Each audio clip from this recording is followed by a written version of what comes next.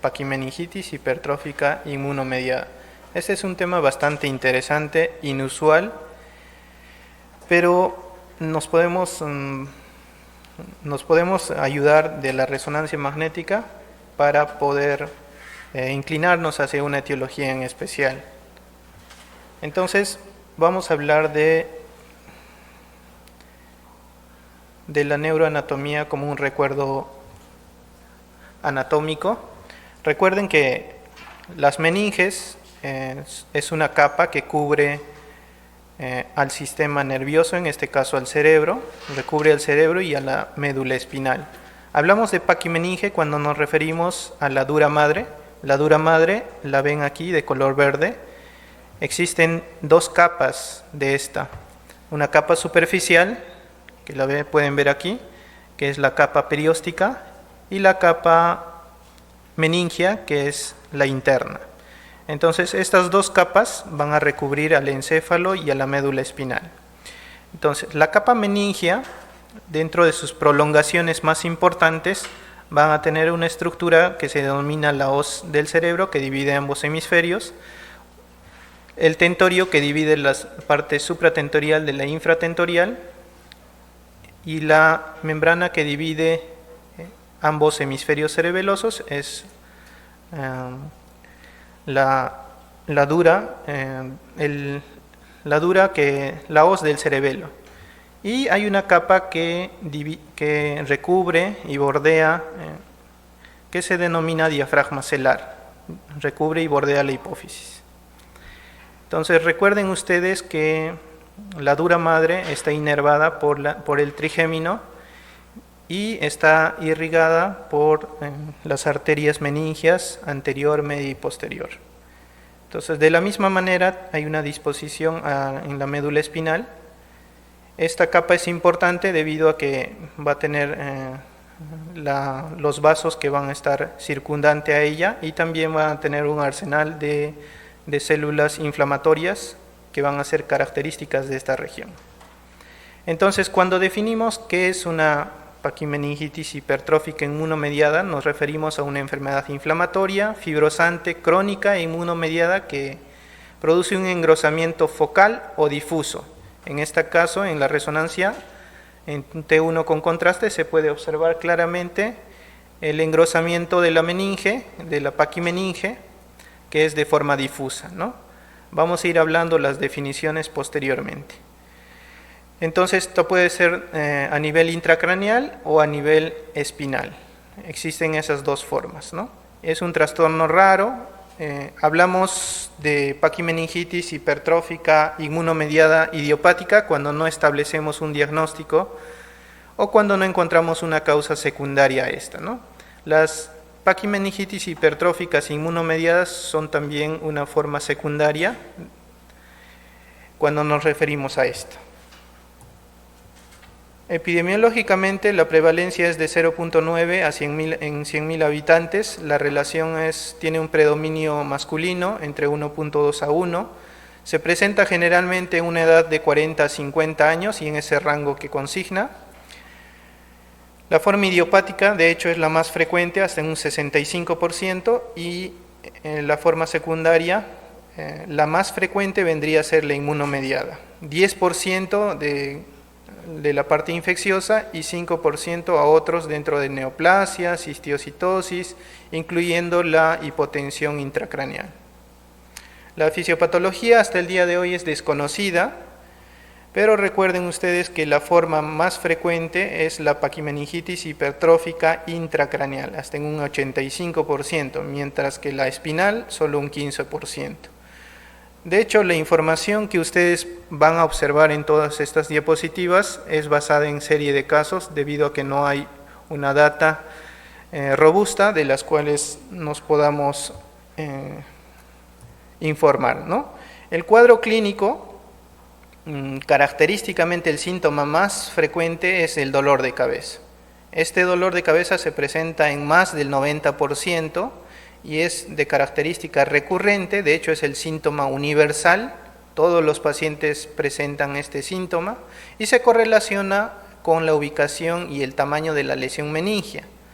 dependiendo dónde se ha iniciado la paquimeningitis. El 73% cursa con alteraciones de los nervios craneales. El más frecuente, el segundo, seguido del octavo y seguido del sexto nervio craneal. En realidad, cualquiera de los nervios craneales se puede afectar dependiendo la disposición de la paquimeningitis.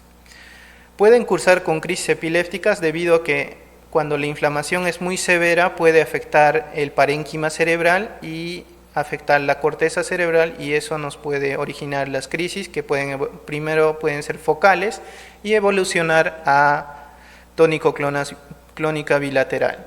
Puede cursar con ataxia, náuseas, vómitos, déficit sensitivo, déficit motor, autonómico, configurando un síndrome medular. Este síndrome medular puede ser secundario a una compresión extramedular si es que nos referimos a una paquimeningitis espinal. Y también podrían cursar con alteración del nivel de conciencia. Recuerden ustedes que si afecta a la hipófisis tiene bastante relación con el hipotálamo y también podrían alterarse el nivel de la conciencia. Recuerden ustedes que antes de referirnos a una paquimeningitis hipertrófica inmunomediada, debemos siempre descartar la etiología infecciosa. Y dentro de estas, ya previamente el doctor Lindman nos ha hablado acerca de las meningitis tuberculosas, que es la causa más frecuente, y también seguida de las neurosis y cercosis, la neurosífilis, procesos infecciosos como sinusitis, otitis o mastoiditis, que podrían causar por proximidad una reacción meningia y causar una paquimeningitis de acuerdo a la etiología que nos estemos enfrentando. Dentro de las otras infecciosas pueden ver en la tabla, y la viral de hecho es la menos frecuente. De hecho no existen muchos reportes de caso acerca de paquimeningitis virales, sin embargo la literatura lo menciona. También debemos conocer las paquimeningitis neoplásicas, a la cabeza la carcinomatosis leptomeningia, el meningioma en placa, el linfoma meningio, plasmocitoma, mieloma múltiple. Esas son causas también de esta etiología. Dentro de las otras causas, la hipotensión intracraneal. De hecho, la hipotensión intracraneal es una de las causas más frecuentes de paquimeningitis hipertrófica difusa.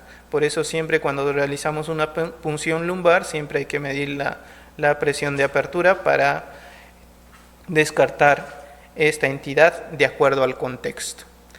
La punción lumbar también se ha mencionado como causa de paquimeningitis, pero un estudio del 2022 que incluye 160 pacientes les han realizado una punción lumbar y a los 7 días les han hecho una resonancia magnética de control para ver si esto era cierto, ¿no? Y en el 4% de los pacientes presentaron a los 7 días un engrosamiento de la meninge. En el T1 con contraste se veía una captación difusa. Entonces puede ser una causa de paquimeningitis la punción lumbar. La histiocitosis de Langerhans, la enfermedad de Rosay-Dorfman y las más raras, ¿no? De Chester, síndrome de Bignell, etc. Y dentro de las inmunomediadas, como ven en la tabla, la granulomatosis con poliangeitis dentro de las más frecuentes, seguida de la enfermedad relacionada a IgG4, y dentro de las más raras en nuestro medio, la neurosarcoidosis. Esto, de acuerdo a la frecuencia de la etiología a nivel mundial, pues la neurosarcoidosis es la tercera más frecuente dentro de las inmunomediadas. Transpolando en nuestro medio no es tan frecuente, sin embargo, siempre descartando tuberculosis y descartando otras enfermedades infecciosas frecuentes, podemos pensarlo, ¿no? Enfermedades autoinmunes, por ejemplo, desmielinizantes como enfermedad anti-MOG y desorden del espectro de neuromielitis óptica, podrían cursar con paquimeningitis hipertrófica inmunomediada. Cuando nosotros atribuimos a una causa, lo denominamos paquimeningitis hipertrófica secundaria. Si nosotros no encontramos una causa y no podemos atribuir a una causa, lo denominamos primaria o idiopática si no establecemos el diagnóstico. Dentro de los exámenes complementarios, lo básico, como pueden observar, hemograma, reactantes de fase aguda, todo lo básico. que ustedes ya conocen, incluyendo VIH, RPR y antígeno de superficie, PPD en nuestro medio y cuantiferón si se puede. Dentro de lo específico, el estudio del líquido cefalorraquídeo es importante, cultivo, BK, ADA, criptolátex, BDRL, HTLV, pensando en etiologías virales, FilmArray, Enterpex, GeneXpert, pensando en tuberculosis, citopatología, pensando en un linfoma, o citometría de flujo también, pensando en linfoma, meningio. Las enfermedades sistémicas reumatológicas, hay que pensarlas siempre, ANA, ANCA, factor reumatoideo, perfil ENA, anticuerpo antipéptido cíclico citrulinado, pensando en enfermedades relacionadas a IgG4, IgG subclases, pensando en neurosarcoidosis, enzima convertidora de angiotensina, que ya vamos a ir hablando, electroencefalograma, si es que hay un componente parenquimal asociado al componente de paquimeningitis hipertrófica. Para descartar secundarismo, tomografía tórax, abdomen y pelvis con contraste. Recuerden que también algunas enfermedades como la enfermedad relacionada a IgG4 puede ir con compromiso de la aorta, con una periaortitis. Angiotem de vasos intracraneales y supraórticos para descartar enfermedades reumatológicas, por ejemplo las vasculitis de vasos grandes, o podemos estar frente a una trombosis venosa cerebral secundario a una paquimeningitis. Las ecografías para descartar secundarismos, resonancia de encéfalo es la más importante, de hecho es la herramienta más importante para el diagnóstico de paquimeningitis hipertrófica, y espinal si lo amerita. Anticuerpos MOG, pensando en enfermedades desmielinizantes, y acuaporina 4, porque también son causas descritas para paquimeningitis hipertrófica inmunomediada. El estudio del LCR es muy importante, sin embargo no nos ayuda a diferenciar entre una paquimeningitis inmunomediada de otra inmunomediada. Sin embargo, es valiosa herramienta de exclusión de causas infecciosas, de causas neoplásicas. En el LCR vamos a encontrar pleocitosis linfocítica leve, una proteinorraquia leve, glucorraquia va a estar normal, si es que estamos frente a una etiología inmunomediada, por supuesto. Pero pueden haber hipoglucorraquia si estamos frente a neurosarcoidosis o artritis reumatoide, recuerden eso. También la enfermedad anti-MOG se ha descrito a algunos pacientes que tienen hipoglucorraquia. Entonces no debería sonar raro este tipo de hallazgos siempre y cuando hayamos descartado lo más frecuente, que es las etiologías infecciosas. Siempre medir la presión de apertura, como ya les dije, para ver si hay hipertensión o hipotensión intracraneal, que es una causa de paquimeningitis hipertrófica difusa. El estudio de los anticuerpos antes de la inmunoterapia. En la resonancia magnética se han descrito formas focales, multifocales y difusas. Cuando nosotros evaluamos una resonancia magnética deberíamos describirla de esta manera, como focales, multifocales o difusas. Focales hablamos cuando hay una lesión única, contigua, como pueden observar en la imagen, es una paquimeningitis focal hipertrófica a nivel frontal derecho. También dentro de otra definición incluyen menos del 50% del área de un compartimiento intracraneal cuando nos referimos al compartimiento supratentorial o hemisférico o infratentorial. En cambio, cuando nos referimos o hablamos de una forma multifocal, cuando hay múltiples lesiones separadas por dura madre normal.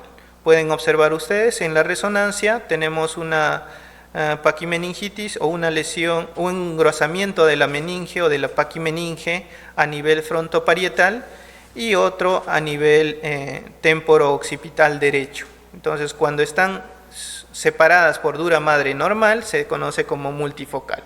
Y difusa, cuando la lesión es total de la dura madre o abarca más del 50% del área de un compartimento intracraneal. Pueden observar ustedes la forma difusa de una paquimeningitis con ese engrosamiento. Ahora no es solo suficiente describir ese tipo de formas, sino también podemos categorizarla de acuerdo a su disposición, si es regular o irregular. Regular hablamos cuando es lineal o lisa, como en este caso difusa, O hablamos de irregulares cuando están asociadas a nódulos, como en este caso que estoy apuntando, que es la forma irregular. En la resonancia vamos a encontrar estos dos signos importantes que en realidad se parecen, que es el signo de la torre de Eiffel en la noche, que pueden observar ustedes una captación de contraste y un engrosamiento paquimeningio a nivel falco-tentorial. Miren ustedes esta disposición que es similar a la imagen, o también conocida como el signo de Benz, ¿no? en atribución a esta marca de automóvil. Estos dos signos están descritos tanto en paquimeningitis hipertrófica por granulomatosis con poliangeitis y también en enfermedad relacionada a IgG4. Entonces, estas dos entidades pueden ir con este signo.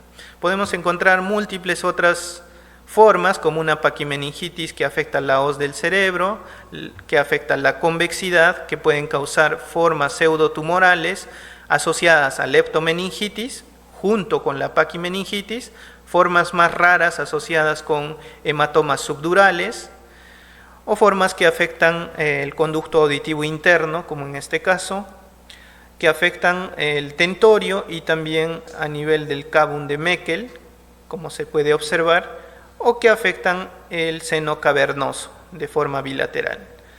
Se ha ido perfeccionando la imagen y vieron que el FLAIR con contraste tiene una sensibilidad de 96% comparado al T1 con contraste que describen un 68%, y formas irregulares mixtas, tanto de paquimeningitis con leptomeningitis y de forma irregular, que podrían estar asociadas a etiologías reumatológicas.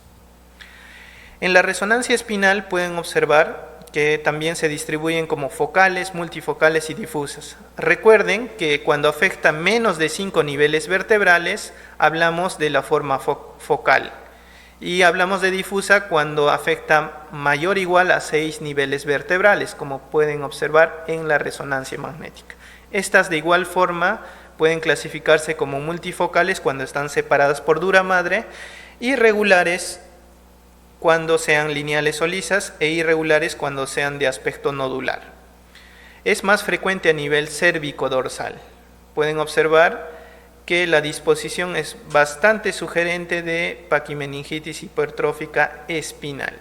De hecho, es una forma que es más inusual que la intracraneal, pero sin embargo debemos recordarla cuando estamos frente a este tipo de entidades. Podemos solicitar una resonancia. A veces el cuadro no va a ir con un síndrome medular, pero podría ser que tengamos un hallazgo si que ampliamos una resonancia por lo menos cervical con contraste. Dentro de las causas más frecuentes de paquimeningitis hipertrófica e inmunomediada, recuerden ustedes granulomatosis con poliangeitis asociada a ANCA, antes denominada granulomatosis de Wegener. La relación entre varón y mujer no hay una preferencia, sin embargo se da en los 50 años, representa al 30 al 50% de las paquimeningitis hipertróficas inmunomediadas. Es más frecuente el anticuerpo MPO asociado a ANCA y en la población asiática. De hecho, tiene manifestaciones sistémicas, las más típicas: otitis media, sinusitis y mastoiditis. Si es que estamos frente a un paciente con paquimeningitis que tiene otitis media, sinusitis o mastoiditis, hay que pensar en esta posibilidad. El compromiso sistémico pueden observar en la figura, que no solamente afecta al sistema nervioso central, sino también a múltiples órganos, como pueden ver en la figura. Cuando nos enfrentamos a los anticuerpos anti-PR3, puede ser que estén asociadas a paquimeningitis más extensas, con compromiso leptomeningio, parenquimal y sistémico. 30% están asociadas a otitis media, por eso que lo hacen bastante característico encontrar un realce paquimeningio a nivel del oído medio, cuando estamos pensando en vasculitis asociada a ANCA. y de hecho el nervio craneal más afectado en este caso es el séptimo. Se hizo un estudio en el 2022 donde incluyeron a 12 pacientes, donde compararon pacientes con granulomatosis con poliangiitis que presentaban paquimeningitis, comparados a otro tipo de paquimeningitis, y le hicieron punción lumbar y midieron ANCA en LCR en este tipo de pacientes, y vieron que en los pacientes con granulomatosis con poliangiitis eran los únicos que presentaban en LCR positivo, comparados al grupo que era otro tipo de etiología, donde no hallaron en LCR positividad para ANCA. Entonces este puede ser un marcador o un marcador útil en LCR para poder diferenciarlo entre otro tipo de etiologías. Recuerden ustedes los criterios del 2022, solamente traje aquí los criterios para que lo tengan en cuenta. Recuerden que encontrar una prueba ANCA positivo en un cuadro sugestivo de esto, tenemos que excluir siempre otro tipo de diagnósticos alternativos, y se necesita una puntuación de mayor o igual a 5 para poder clasificarlo como granulomatosis con poliangiitis. Recuerden ustedes que dentro de las vasculitis de vaso pequeño asociados a ANCA, como muestra en esta figura, entonces dentro de ellos está el GPA, que es la granulomatosis con poliangiitis, que es de hecho la más frecuente forma de vasculitis que puede estar asociado a paquimeningitis hipertrófica, seguida de la poliangitis microscópica, que es el PAM, que tiene menos frecuencia comparada a la primera que les mencioné. Y de igual forma, también, al igual que PAM, puede presentarse con la misma frecuencia granulomatosis eosinofílica con poliangiitis, o antes denominado síndrome de Churg-Strauss. Los patrones de resonancia en granulomatosis con poliangiitis, de hecho, cuando nos vamos a ver una resonancia, siempre debemos buscar el oído medio, porque hemos dicho que afecta el conducto auditivo y interno. Entonces vamos a ver una captación de contraste a nivel paquimeningio a este nivel. Entonces eso nos puede sugerir de una granulomatosis con poliangiitis. O también pueden presentarse formas que pueden afectar el seno cavernoso en este tipo de granulomatosis, y también la órbita. Entonces no sería raro encontrar este tipo de hallazgos en este tipo de etiologías. Y dentro de las paquimeningitis espinales existen tres patrones importantes descritos recién este año, donde la forma longitudinal circunferencial es la más frecuente, esta forma lineal, que envuelve o abraza a la médula espinal, o el patrón 2, que es una masa circunscrita, que puede hacer un efecto de masa y comprimir la médula espinal, y el paciente puede cursar con un síndrome medular, ¿no?, a este nivel. O formas que pueden ser consecutivas, afectar tanto la parte intracraneal como la espinal, como se puede observar en estas resonancias, donde no solamente la parte intracraneal está afectada, sino también la espinal. Algunos de ellos pueden causar compromiso del hueso por vecindad, y pueden incluso estas células inflamatorias invadir la parte ósea. La enfermedad relacionada a IgG4 es otra entidad importante cuando nos referimos a paquimeningitis hipertrófica inmunomediada, y la relación es 3:1 con un predominio masculino. 50 años es la edad más frecuente, y si se presenta en cabeza y cuello es más frecuente en mujeres. El patrón es metacrónico cuando se presenta una lesión tras de otra, o una lesión tras de otra en la misma localización, o de diferente localización o a nivel sistémico. La paquimeningitis hipertrófica tiene menor asociación a IgG4 sérico, por lo que recuerden ustedes, IgG4 sérico tiene una especificidad de 60% y sensibilidad del 50 al 90%. Y es aquí cuando debemos recordar que la IgG 4 sérico, puede ser positiva en vasculitis ANCA, puede ser positiva en artritis reumatoidea, puede ser positiva en lupus eritematoso, en diversos cánceres. Entonces no es específico de nada si no estamos frente al cuadro típico y estamos frente a una anatomía patológica compatible con esta. El 40% puede cursar con eosinofilia leve a moderada y puede cursar con fenotipos pseudotumorales y cursar también con una trombosis venosa cerebral. Se ha descrito casos de radiculopatía y neuropatía del nervio trigémino, que puede ser unilateral o bilateral.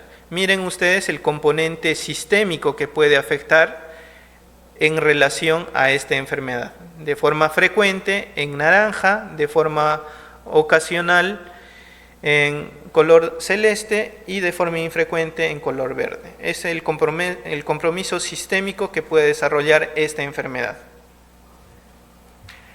Para ello existen criterios diagnósticos revisados el 2020. Estos sí son aplicables a la clínica comparados con las del 2019, que no son aplicables al criterio clínico. Sin embargo, incluyen 3 características importantes, clínicas y radiológicas, como pueden observar, cuando afecta uno o más órganos, pero que no incluye ganglios linfáticos de forma aislada. Serológico, cuando hay una IgG4 más de 135, es el punto de corte que deben recordar, y la anatomía patológica que cumpla 2 de 3 de las siguientes características. Un infiltrado linfoplasmocitario, una relación plasmática IgG4 más del 40% y células plasmáticas IgG4 más de 10 por campo de alto poder. La fibrosis tisular, la más frecuente, recuerden ustedes, fibrosis estoriforme y flebitis obliterante. Hacemos diagnóstico posible cuando estás 1 y 2, y probable cuando es 1 y 3, y definido cuando cumple los 3 criterios. Recuerden ustedes que la paquimeningitis puede afectar el parénquima, y no solamente el parénquima, sino también el infundíbulo y la hipófisis, causando una infundíbulo-hipofisitis. Y lo raro de esta entidad que ahora se ha descrito y que puede radiológicamente orientarnos a esta etiología comparado a las otras, es los hematomas subdurales que pueden causar en este tipo de paquimeningitis relacionadas a IgG4.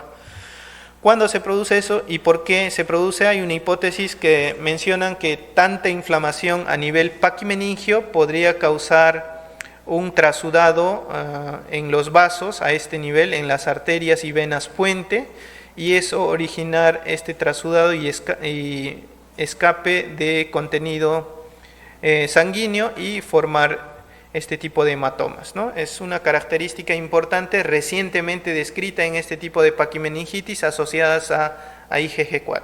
Recuerden siempre excluir otros diagnósticos alternativos, y los criterios específicos son para cada tipo de presentación de acuerdo al fenotipo que estemos enfrentándonos. El estudio de anatomía patológica es muy importante. Recuerden ustedes que la reactividad a esteroides es muy importante para inclinarnos a esta entidad. Si es que no responde a esteroides, probablemente estemos frente a otro tipo de etiología y no frente a esta. La neurosarcoidosis es una causa infrecuente aquí en Perú. Sin embargo, debo hacer un paréntesis en esto debido a que no lo pensamos mucho. Una vez que hayamos descartado tuberculosis y nos encontremos frente a estas características que voy a mencionar, podemos pensar en este tipo de entidad. En realidad podemos encontrar este tipo de entidad. Se produce en la relación mujer-varón, es 1.5 con un ligero predominio femenino entre 40 y 50 años, y el 20% se produce de neurosarcoidosis de forma aislada, sin un componente sistémico. Recuerden ustedes que el componente sistémico es una de las características importantes de esta entidad. Pueden observar en la figura todo el componente sistémico que tiene, es un ramillete bastante grande que debemos buscar, las características. A nivel del sistema nervioso, lo más característico es que vaya con leptomeningitis a nivel basal, parecida a la tuberculosis, como como ya han podido escuchar al ponente que me precedía. La paquimeningitis es la manifestación entre el 16 a 69%, es una de las más frecuentes de neurosarcoidosis, afecta la hoz del cerebro, que es la estructura más frecuentemente afectada. El segundo nervio craneal es el más frecuente. De hecho, la neuropatía sarcoidea es una de las características importantes de esta entidad. Puede cursar con un infiltrado del nervio óptico o producir unos granulomas compresivos que podrían afectar la vía visual. Y dentro de los otros nervios también afectados, el séptimo y el octavo. Puede cursar con hipoglucorraquia, como hemos hablado.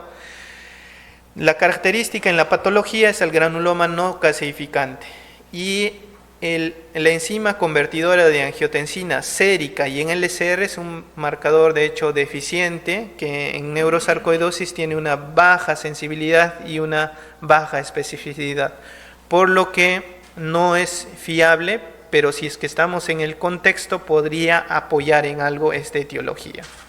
Existen criterios del 2018 para catalogarlo como posible, probable y definido. Recuerden que debemos hacer siempre una biopsia para llegar al diagnóstico definitivo. De hecho, si es que estamos pensando para poder catalogar a un paciente como una paquimeningitis hipertrófica primaria o idiopática, siempre debemos hacer una biopsia. Y estas son las características para poder definirlas en qué tipo de categoría estamos.